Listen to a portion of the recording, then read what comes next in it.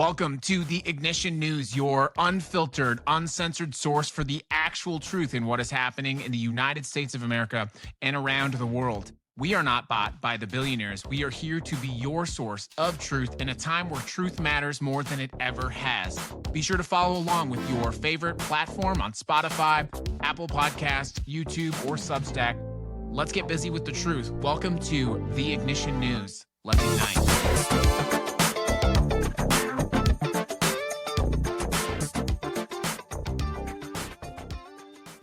Good morning, everyone. Welcome to the Ignition News. It is January 28th. We have just 3 more days left in this first month of the year 2026. It has been a year of chaos, a year of fear, and a year of resistance. I choose the latter. I don't know about you. We can be afraid. We can be weaponized by our fear. We can stay in our homes, or we can go out on the streets with our feet and push back against this rising trend of authoritarianism.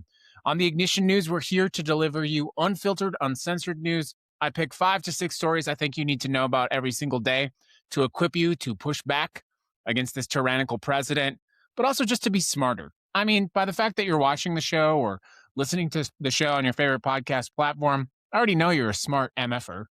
But sometimes one needs validation, yes? Sometimes one needs to know, I am smart. Therefore, I watch the Ignition News. Good morning, everyone. It's so good to have you. I do have a number of stories. I actually have breaking live as we come on the air right now. We have just learned, we're getting details about this, 2 of the agents that were responsible for the shooting of Alex Preddy have been placed on leave. That's about all we know right now. But the mere fact that the 2 agents, remember this happened on Saturday. As we report the news, it is Wednesday. The fact that it took that long, almost a week, in order to go on leave for these agents is quite honestly absurd. But, I think what it represents is a shift, a paradigm shift in resistance. Yesterday, I spoke about Minnesota as a resistance icon. And before I get into the rest of the stories today, I just want to point out that if one needs hope, one must consider that this administration is so underprepared, so uninformed, that they picked probably the worst state to have their next advance of authoritarianism. Ignoring, of course, the fact that the people who live in Minnesota are hard as fuck. These are people who voluntarily choose to live in a state that routinely gets sub-zero temperatures. It is so cold in Minnesota. These people signed up for this. Nothing the federal government has thrown at the residents of Minnesota has been successful, but Minnesota has a long history and legacy of thinking for itself, acting in the interests of its citizens, being a progressive blue state in a conservative Midwest part of the country. And quite candidly, they picked the wrong people to fuck with. Let's get on to the rest of the news today. I'm actually going to start out back to Minnesota. I do want to share with you actually firsthand accounts of people who were arrested by DHS, ICE, or CBP. This is a story out of Minnesota, so let me get into it. This is a story from Patty O'Keefe. She's a U.S. citizen and a Minneapolis resident for 14 years. She wrote about her arrest by ICE on January 11th. She and a friend were following unmarked ICE vehicles through their own neighborhood, blowing whistles and honking horns to warn their neighbors about immigration. They weren't blocking anyone. They were not threatening anyone. They were exercising legally their First Amendment right to monitor government agents and warn their community. Now, here's what happened next in their own words. An ICE agent walked to the back of her car and pepper sprayed into the vents of her windshield. When they didn't immediately turn around, agents smashed their car windows, dragged them out, and arrested them. There was no warning. There was no request to exit the vehicle, just pure violence. They separated her, put her alone in a car with 3 agents, and that is when the taunting began. One agent took a photo of her and showed it to the others, laughing. Another called her ugly. Then, referring to Renee Good, the woman killed by ICE on January 7th, an agent said, and I quote, "You guys gotta stop obstructing us. That's why that lesbian bitch is dead." That was a federal agent. A masked, armed federal agent telling an American citizen that another American citizen deserved to die. O'Keefe was held for 8 hours. She asked 4 times to make a phone call. She was denied every time. She had to beg for water. She was extremely stressed, obviously, and she was released without charges because she didn't do anything wrong. But here's what she saw during those 8 hours at the Whipple Federal Building. She passed holding cells filled with people. Oh, look at that. TikTok restricted my audience. She passed holding cells filled with people who appeared to be of Latino and East African descent, men, women, and children, some reportedly as young as 5 years old, screaming, wailing, and pleading. And nearby, agents were laughing. She writes, all of our lives are a joke to them. That's not a rhetorical question. Oh, she asks, are our lives a joke to them? That's not a rhetorical question because the answer based on the evidence we have is yes, it is.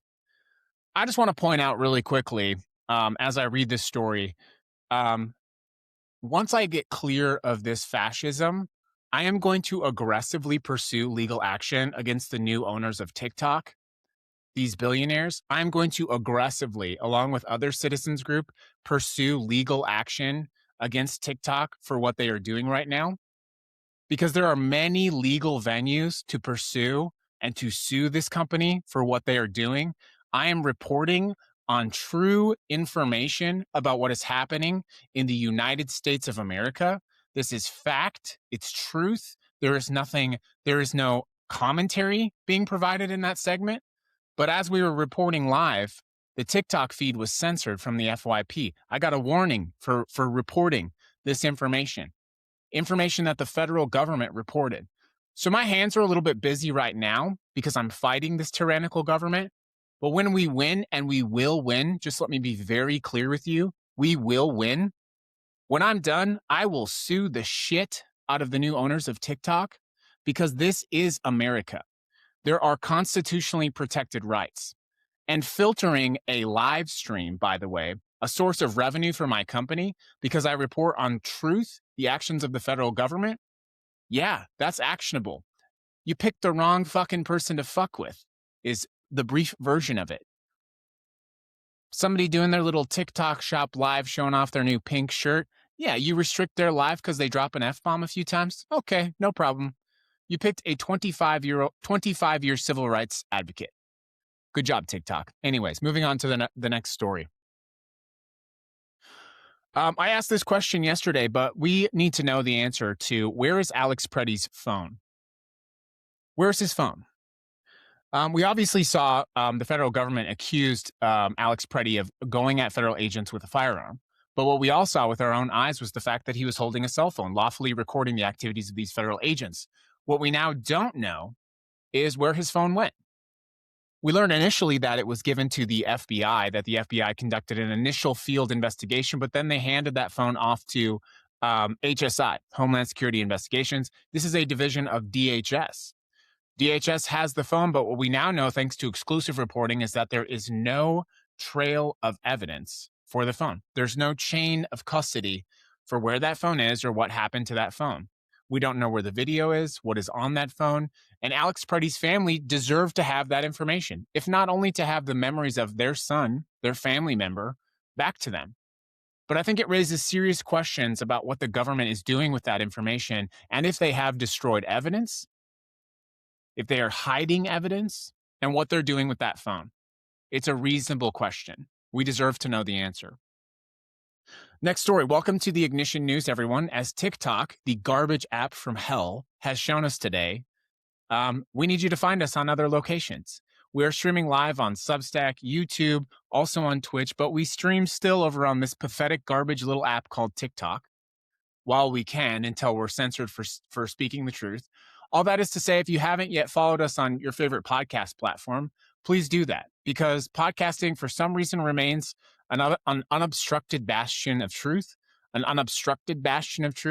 and we need to continue to find each other. What's very clear is that the billionaires, whether that's in the interest of AIPAC or whether that's in the interest of financial interests of people like Elon Musk or Larry Ellison or Andreessen Horowitz, who now owns a significant part of the app, it's clear there are things they don't want us to talk about.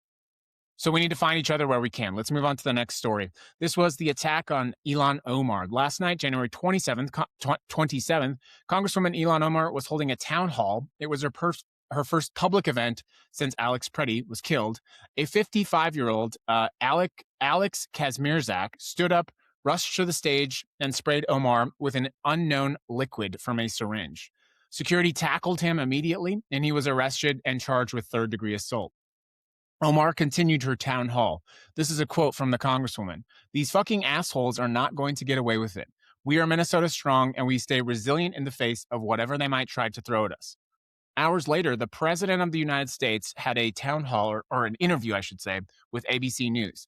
He was asked about the attack, and here's what the President of the United States said.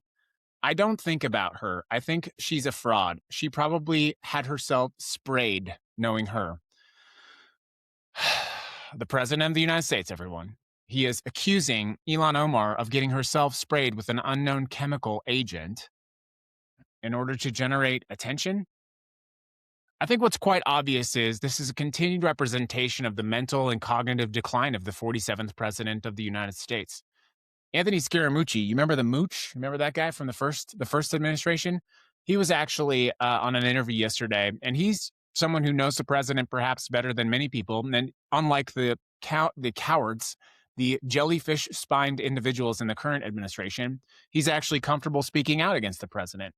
And he doesn't think that the president's going to be able to cognitively finish his term. He's predicting about 2 years. And when you see garbage like this happening on national news where the president of the United States makes an outrageous statement like that, well, Mooch, I tend to agree with you. So let's be very clear, though. A sitting U.S. Congresswoman was physically attacked at a public hall, and the president of the United States, without seeing the evidence, accused her of staging the attack. These are the kinds of things that we have to talk about here on the Ignition News, if not for anything else other than history. And when a congresswoman representing the community currently under attack by the federal government calls for accountability, someone attacks her with a chemical spray, and the president of the United States suggests that she did it to herself. Welcome to the Ignition News, everybody. It's good to have you. Please do follow us on your favorite platform. I do want to throw a quick plug out there. If you like what we're doing and you want to support the show, you can do so at buymeacoffee.com/Rebel Radio. The Ignition News is part of the Rebel Radio Network. It's good to have all of our friends and family. We appreciate you. Let's talk about what... good luck to TikTok is what I'm going to say right now. Good luck to us staying live on this platform. Here's where it gets even more interesting with our cognitively declining orange makeup-wearing president. On Tuesday morning, Trump was asked by reporters if he believed Alex Preddy was an assassin, as his chief ghoul, Stephen Miller, had claimed. He said no, and then he added this. President of the United States said, "You can't have guns. You can't walk in with guns. You just can't. You can't walk in with guns. You can't do that." A reporter brought up the Second Amendment, and then he doubled down. You can't walk in with guns. You can't do that. The President of the United States, elected with a vast mandate from the alt-right conservatives, gun right advocates, just said that a lawfully armed American citizen who had a legal concealed carry permit and was exercising his First and Second Amendment rights, can't do that. It's completely wrong, obviously, and Minnesota is perfectly legal with someone carrying with a carry permit to bring a loaded firearm to a protest. You can even bring guns into the Minnesota State Capitol building if you have a license. But the sitting president of the United States is having a real mask-off moment. He doesn't like guns, and he wants to take them from you if he can. And if he can, he will take them from you. Think about the hypocrisy. The administration removed the Surgeon General's advisory identifying guns as a public safety issue. A federal appeals court just ruled that California's ban on openly carrying firearms was unconstitutional. And of course, Republicans have spent decades advocating for guns, gun rights whatsoever. I mean, look what happened with Sandy Hook. It was truly the low point in American history when it comes to guns, gun rights, gun safety, and of course our children. If we weren't going to make a stand then, it doesn't seem that we're ever going to make a stand. But perhaps this president feels differently. But Republicans don't. Thomas Massey from Kentucky said, "Carrying a firearm is not a death sentence. It is a constitutionally protected, God-given right." Okay, Thomas. And if you don't understand this, you have no business in law enforcement. He's getting a lot of pushback from this, as he should, but I don't think this is the end of it. Let me be very clear with you. I think that this president will take guns from people if he's given the opportunity. I think an incident like what happened in Minnesota, had it gone any differently, would have been the situation where Miller or the president did try to do that, if not for, quote, radicals alone, right? Kyle Rittenhouse shot and killed 2 people during the 2020 protests in Wisconsin. He was acquitted. When the president met with Kyle Rittenhouse, he called him a, quote, nice young man and defended his actions as self-defense. Alex Preddy did not have a gun in his hand. He had a phone in his hand, a phone which is now missing. Alex Preddy was disarmed by federal agents before they killed him. If anyone assassinated anyone, it was the federal agents who shot Alex Preddy in the back. Our last story today may not seem like it's tying everything together, but it's about Amazon. It's called Project Dawn. Amazon has accidentally bungled a series of layoffs. Here's what happened. On Tuesday afternoon, Amazon sent an email to employees at AWS, Amazon Web Service. It was from Colleen Aubrey, a senior vice president of Applied AI Solutions. The email congratulated employees for their work and then said that impacted employees in the US, Canada, and Costa Rica had already been informed of their layoffs. But the problem was nobody had been informed of any layoffs. The email was sent as a mistake. It was supposed to go out this morning, Wednesday morning, after a round of layoff notification. Amazon quickly canceled those layoff meetings. Now, how's that?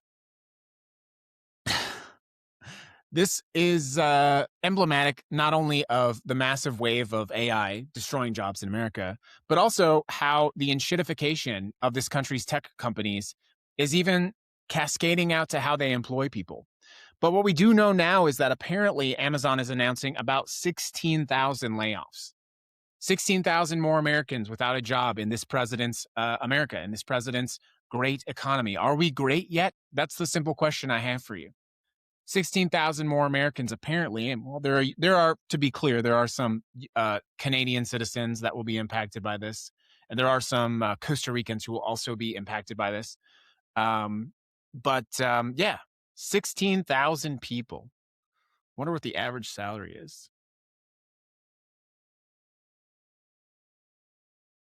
Yeah, well, that's a story for another day. The point being, whether it's TikTok being a garbage app that censors you for speaking the truth, or Amazon, which, can we just acknowledge quickly, I'm going on a sidetrack. Can we just briefly acknowledge how much worse Amazon has become in the last, let's just say 4 years especially? How much worse that company has become, whether that's abysmal customer service or shipping promises that they can't honor, or their constant acquisition of other companies, or the way, of course, that they treat their employees. I can't believe that this company, which is kind of heralded as one of America's best companies, if this company were to start today as the company it is now, there's no way it would be successful. There's no way. Side note, I order occasionally equipment for my job, and the company I use to do that, they now ship with Amazon. They use Amazon's now in the shipping business. And so I stopped buying product from that company because Amazon is part of this capitulation of what is making America terrible. And of course, Jeff Bezos paid apparently $40 million for this garbage documentary about the First Lady. Paid $1 million to the inauguration fund, was one of, these men with all the resources. All of these men, all of their resources. Elon Musk, Jeff Bezos, Tim Cook. Tim Cook, one of the first openly gay CEOs in the history of America, who benefited from all of the rights that all of us so deeply fought for, who grew up in the South, who got a great education on the back of American infrastructure, the American education system, who grew to revolutionize logistics at one of the largest companies in the world. By all rights, exactly the kind of American success story that we might herald as a true champion of the people. a gay man from the South who becomes CEO of one of America's largest companies. And the moment he's supposed to return all of that, he buckles like a jellyfish, folds like a cheap suit, brings the president a gold trophy with his hands shaking. Do you remember Tim's shaking hands? Do you remember how pathetic that was to watch? This man, with all of his resources, all of the billions of dollars, trillions of dollars of Apple, the best lawyers in the entire country work for Apple. He has the most powerful people at his disposal. If anyone could stand up to the president, the tyrannical president, it is Tim Cook, this gay man, the first gay CEO I ever knew. This powerful man who benefited from all of us with his fucking hands shaking, giving a gold trophy to the president.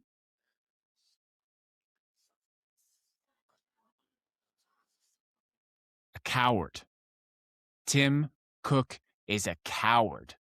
He betrayed the gay community. He betrayed Apple employees, who are some of the most diverse employees in the entire country. Apple celebrates its diversity. Apple recognizes its diversity as its asset. Steve Jobs understood that you hire the best people who make the best products, and you create things that put a dent in the universe. And given the opportunity, Steve Jobs would never. What a disgraceful legacy Tim Cook leaves of that company. And of course, he's retiring. He's going to get a golden parachute. He's a billionaire. But that's the point, friends, and that's where we're going to close the show out. All of these men, and it is men doing this. There's plenty of MAGA women causing plenty of chaos, don't get me wrong. But all of these powerful men who all benefited from your labor, from your taxes, from your toil, for your feet on the street in protest. They are cowards. The real heroes of America are the everyday citizens fighting back even though we struggle. And we're paying the ultimate price right now, whether that is our jobs, increasing prices for everything, being unable to afford even the basics now, worrying about things like shelter. Can we afford to live in a house? Can we afford our increasing power bill? Groceries, everything's skyrocketing. And the difference between $6 eggs or $16 eggs for Tim Cook is nothing. First of all, I don't think he's ever been to a grocery store. The difference to someone like Tim Cook, when gas is $8 a gallon or gas is $2 a gallon, it is infinitesimally nothing. It's nothing. But for you to have to pay more, work more, get less, be sicker, be less safe, less secure, be more in fear, worry about your children every day, and then still go out and fight for your neighbors, for your community, you are heroes. You are patriots. You are what the real America is. And I salute you. It's January 28th. This is what authoritarian countries look like in practice. It's not just big dramatic moments, it's the daily things that they use to try to break us down. Alex Preddy at a protest. Patty O'Keefe sitting in her car. Ilhan Omar sprayed with a chemical blamed by the president. Amazon employees who work for the richest man in history getting an accidental email about their resignation. This is what we're living in right now. And the fact that you persist and that we still resist is truly an American story for the decades. So just like that, friends, we will end the show for today, but we will be back tomorrow, and we will be back on the streets. We will be there with our feet. I appreciate you. That's the show, everybody.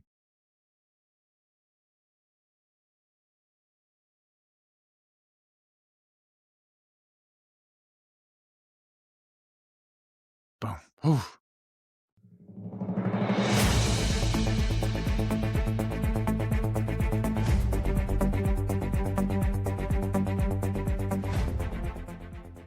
This has been today's episode of The Ignition News. Please consider following us on all of your favorite podcast platforms, whether that's Spotify, Apple Podcast, YouTube, or Substack. We're here to deliver to you unfiltered, uncensored news. Let's get busy with the truth on The Ignition News.